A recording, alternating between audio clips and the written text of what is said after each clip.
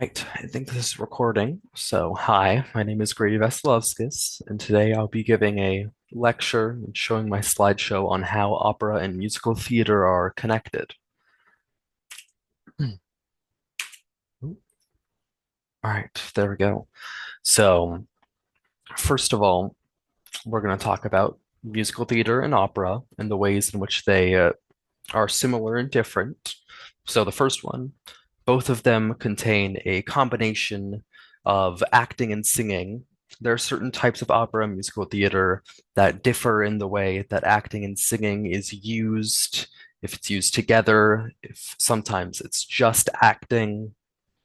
Um, but yeah, and then both are stage shows with live vocals. There should be nothing pre-recorded, but that depends on the show. Maybe there will be some experimental stuff.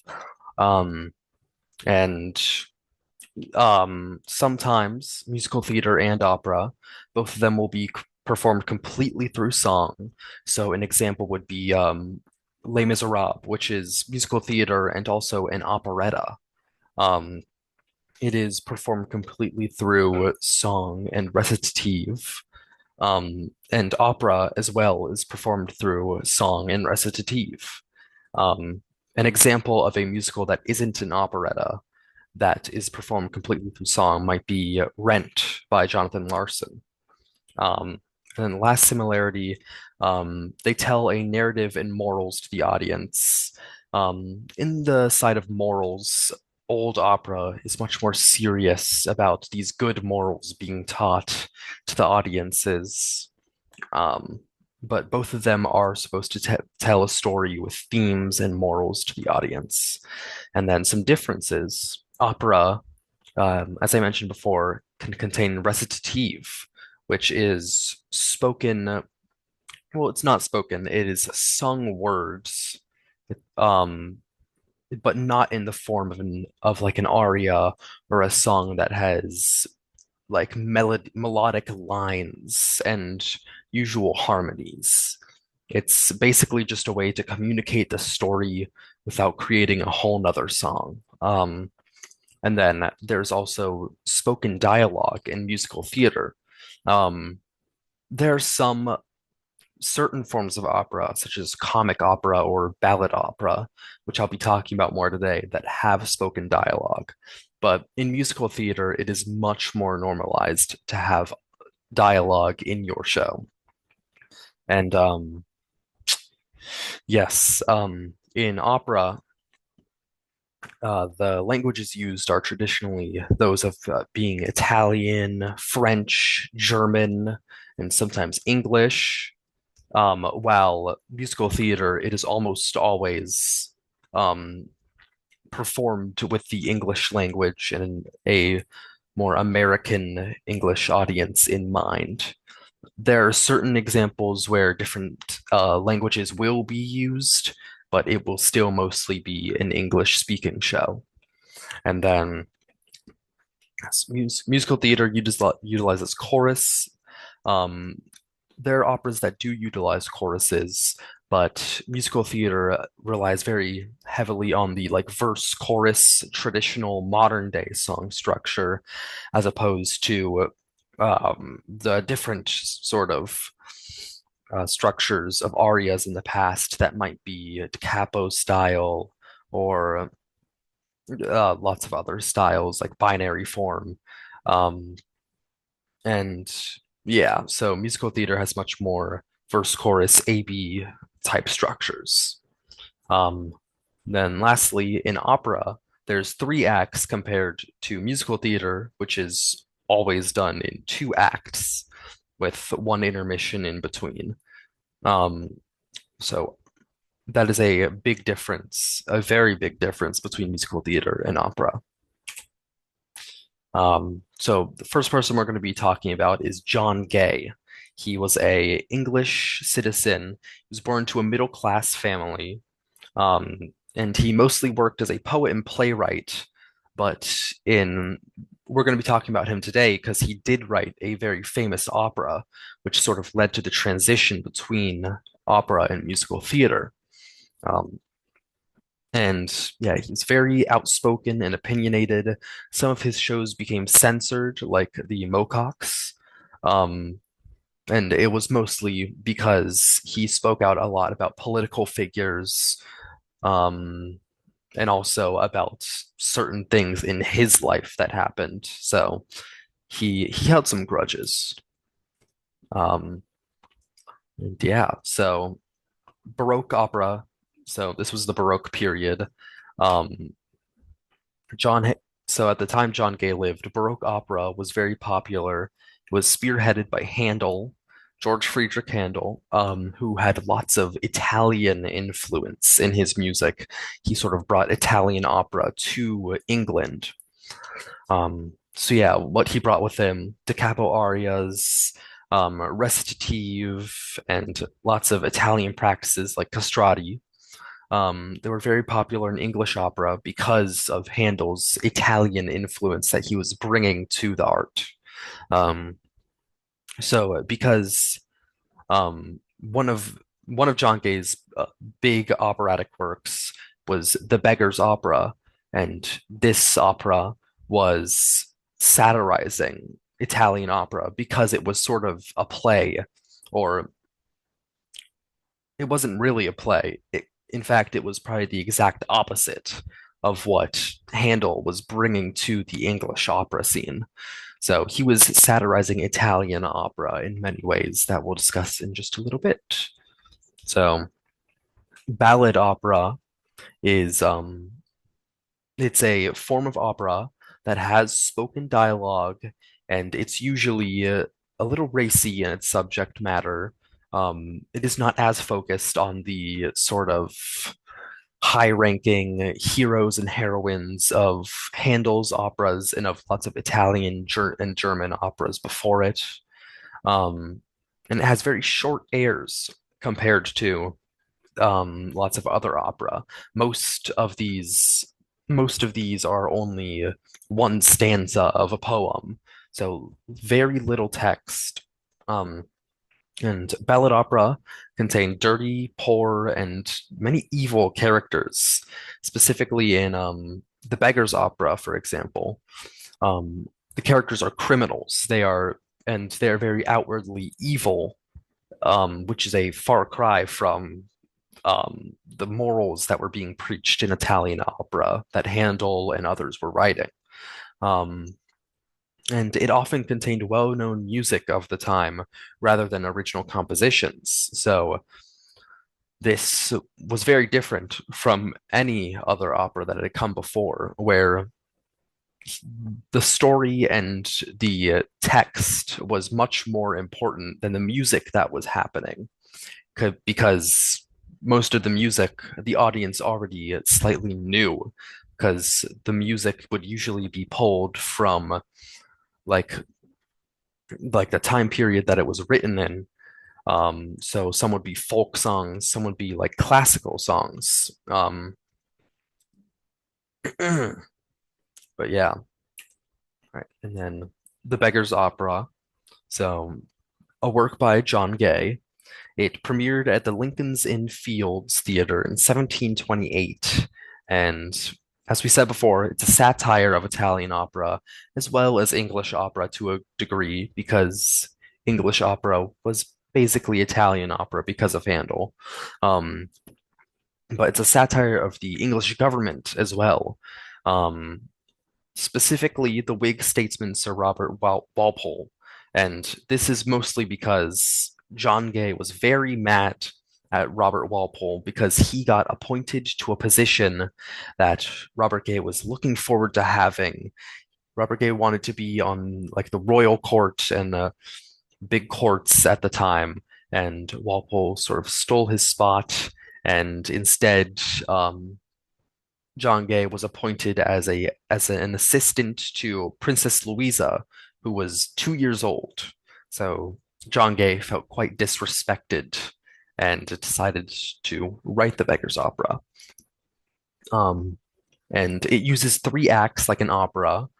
Um, and even though it is mostly spoken dialogue rather than sung dialogue, like a play, it doesn't use the traditional well, at the time, traditional 5 acts of a play, and instead it uses the 3 acts of an opera. And the compositions contained within it, like I said, for ballad operas, sometimes it was folk songs of the time, and but it also contained compositions by Handel and Henry Purcell. Um, so there were also some classical pieces that were contained within it that the audience may know of, be able to sing along to sometimes, and it would catch their attention. Uh, and the rest of the music was written by Johann Christoph Pepusch, who wrote it in the days leading up to the opening of the play.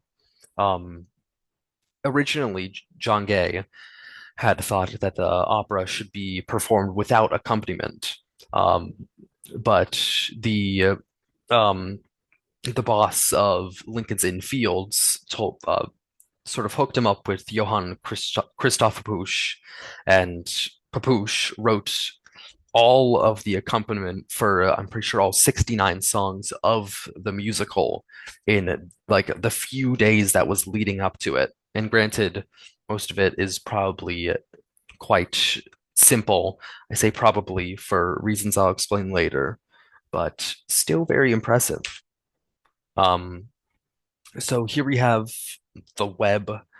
We have the Peachums up top, who are the leaders of a band of criminals. Mr. Peachum, in specific, is a very mean man. He's known to either throw out or even kill, like the thieves, prostitutes, and smugglers that are part of his sort of network. Um, and Polly, to the left of them, Polly's last name is Peachum, Polly Peachum. She is the daughter of Mr. and Mrs. Peachum. And then we have Lockett over here, who's an associate of the Peachums. He is a jail keeper, who will come in, who will become very important later. And Lucy Lockett is the daughter of Mr. Lockett. Um, and then we have Macheath, who is he's like a highwayman, somewhat of a criminal himself. And he's the Peacham's principal client. So they're associates, and but the Peachums discover that Polly is in love with Macheath, and decide they decide that because Polly has secretly gotten married to Macheath, they decide to kill him so they can steal his fortune. Um, so they decide to start formulating that idea. And during that time, Polly finds out about their plot and sends Macheath away. Um, but after that, he gets captured and locked up in jail by Lockett here. And then we discover that Lucy Lockett has also that Macheath has also professed his love to Lucy Lockett. So Macheath is a little bit of a womanizer. And Polly and Lucy Lockett are now they have a rivalry going on where both of them are vying for Macheath's love.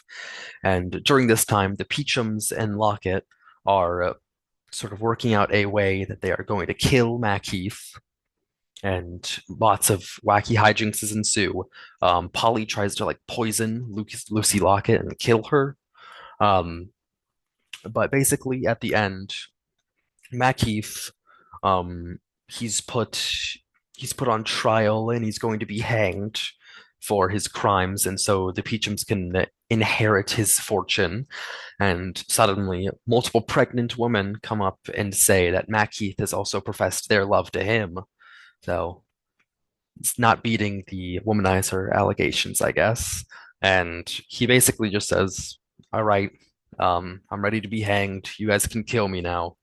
And then someone who I haven't explained yet, the beggar, who is the narrator, he's kind of removed from the whole story.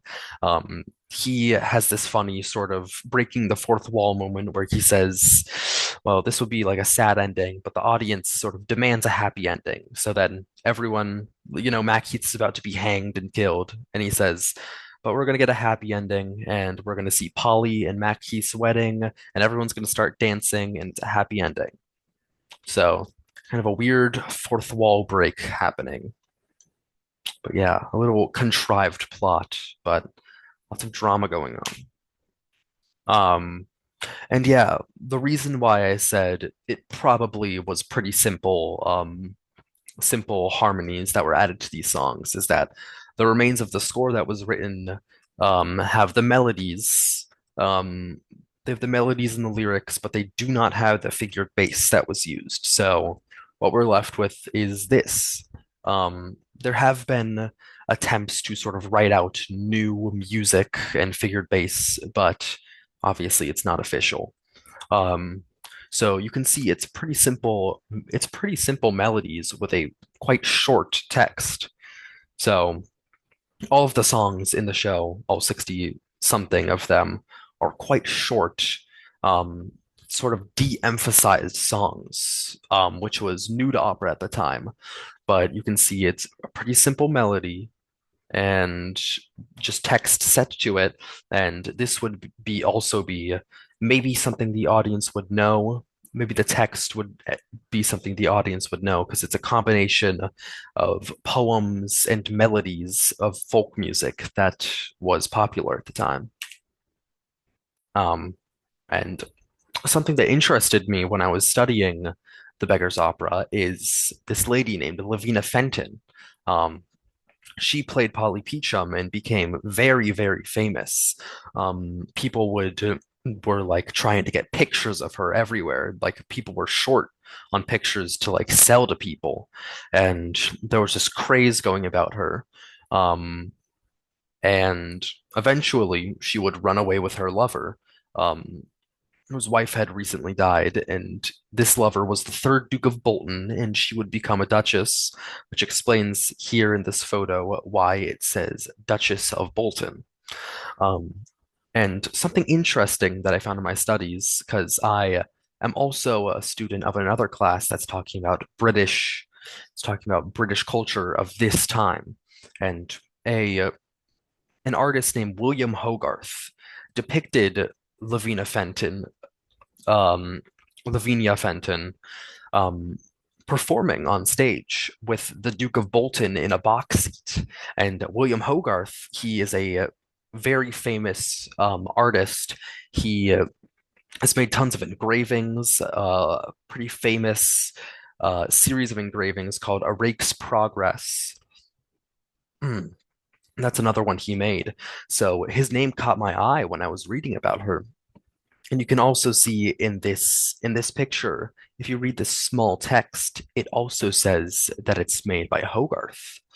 So it was very surprising for me to see his name in this situation, and it kind of made me think, wow, all this is going on at the same time. But yeah, she was there was a lot of craze surrounding her. She was apparently quite good. Um, And now we're going to talk a little bit more about modern musical theater, whereas we've been talking about opera before. So it's similar to comic opera and ballad opera most of the time, where it contains spoken dialogue and musical pieces. It's a combination of the both. It does have a different structure, where it is two acts with a break in between an intermission, and where the Beggar's Opera um, its music was, very short compositions, usually a single stanza, very, very short. It's not meant to interrupt the flow of the play that was happening, as John Gay wasn't really a musician. He was more of a playwright that happened to make an opera. Um, and musical theater is a little different because its musical pieces are really meant to be the centerpiece of the show. And the dialogue is a little bit more like subservient to the music. Um, yeah. Um, sorry, lost my train of thought. Yeah. The musical pieces are meant to be these sort of bombastic, or like bombastic, or some like tender, sweet moments that will draw the audience's attention and get them hooked onto the show. Whereas the Beggar's Opera, the music is more just there so the audience can be like, oh, I know that song, and it also communicates some of the story, um, but it doesn't necessarily interrupt the flow of the dialogue that's happening beneath it. And jukebox musicals, they are the most direct descendant of the Beggar's Opera. In fact, the Beggar's Opera is said to be the first jukebox musical. So some examples would be Singing in the Rain, An American in Paris, Moulin Rouge, which is a quite modern one, and Ain't Too Proud, which is also pretty modern. Um, Singing in the Rain and American in Paris are they're jukebox musicals based off of like jazz standards of the time and popular music of that time. Whereas Moulin Rouge, it is a jukebox musical that, fun fact, its plot is based on an opera. Pretty sure it's La Traviata by Puccini. Um, but it's this jukebox musical that's filled with like 2000 pop hits. Like there's like Firework and I think like Chandelier in it. So lots of recognizable songs. Like if I were to go and see it, lots of recognizable songs to my ear, which is likely how the audience members of the Beggar's Opera were feeling when they were watching the show. And then Ain't Too Proud is the music of The Temptations. So Build Me a Buttercup, Ain't Too Proud to Beg, stuff like that. Um, yeah, came out in 2017, and these shows contain these shows contain the music and emphasize it a little bit more, whereas Moulin Rouge completely like its music is like the big thing about it. There are these big, huge like centerpieces of the show, just crazy vocal performances and a whole bunch of glitz and glamour. Um, so very different to the Beggar's Opera, where not very glamorous, and the dialogue is definitely more of a important and central part of the show. But still, both of them have the same sort of DNA of popular songs of the time put into this show that sort of help it, that sort of reflect the story in a way. Yeah. So some examples of these ones are not going to be jukebox musicals, but they are examples of political commentary, which was another big factor of the Beggar's Opera, was the fact that it was political commentary. Um, Big reason why it was political commentary and also just satire of the opera scene at the time is that these dirty, sort of like mean criminals were the main characters of the show. And, you know, oftentimes they would criticize the English government. In fact, there's one criminal named Bob Booty, which was the nickname of uh, the man the man that John Gay did not like, Robert Walpole. So yeah, there are some very direct call outs to the European and more specific English government and the way they ran things. So by comparing a government official to a criminal, you can sort of see what he's saying. But Let 'Em Eat Cake by Gershwin. This was in the like golden age of musical theater. It's a form of political commentary of a former president and his hopeless bid for re-election, ending in him trying to start a revolution, which is very topical of today, which is something that is not good. Um, it's scary that something from 1933 can hold so true, but I mean, a former president trying to start a revolution is obviously like parodying maybe some presidents of the time that were trying to run for re-election. Maybe FDR, who ran many extra terms, uh, and yeah, and I mean modern day, it could refer to certain people. We'll just say that. And then Clinton, the musical, this was an off-Broadway musical, which it has the same DNA as a Broadway musical. It just means it was performed in a place that wasn't on Broadway, either in New York or in another like part of the country. I mean, obviously, it's parodying President Clinton, who was the president in early 2000s. I mean, and you can see here he's holding his, I think he played tenor sax, but it looks like an alto sax, holding his saxophone. This looks like Monica Lewinsky, maybe Hillary Clinton there. Very very critical of Bill Clinton, it seems like, and obviously a form of political satire. And then we have Chicago, which is one of the most iconic Broadway musicals probably ever. And it's a form of commentary on the American justice system. It has it shows the blatant sort of um shows the blatant like biases and corruption in the legal system of the main character, where it shows like the main character Roxy murdering her lover, her extramarital lover in cold blood, and then basically acting her way out of being put in prison, where she just kind of acts up for the court and they believe everything she's saying because everything is about the glitz and glamour of the legal system, and no one really cares about the actual justice. It also has a foreign character of European descent that's hanged for a crime that she very likely, didn't commit. So, some forms of commentary on America and its forms of justice. And so, lastly, the impact of the Beggar's Opera. Um, its unique form um, its unique form of basically taking a combination of comic opera, which has dialogue, and I mean, what would become the jukebox musical, which is well-known songs that are put into a musical to help push forward the story and add entertainment to the audience. As well as, and another part of its unique form was having those three acts rather than two acts, which hadn't really been done before.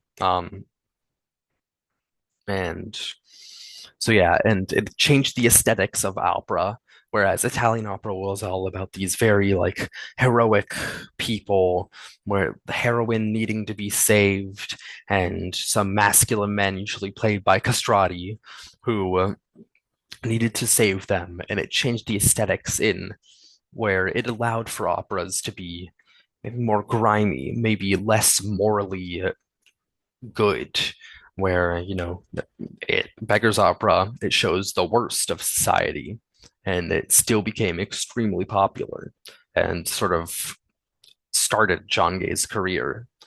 Um, and showcase satire and racy humor through song as well as dialogue.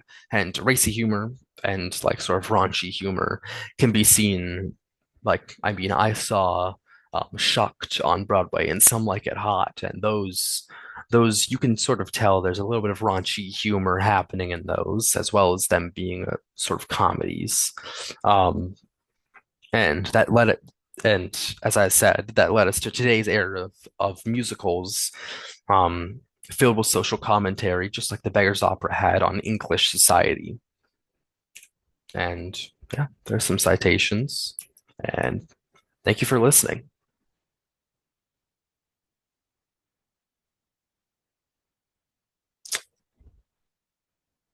Now I need to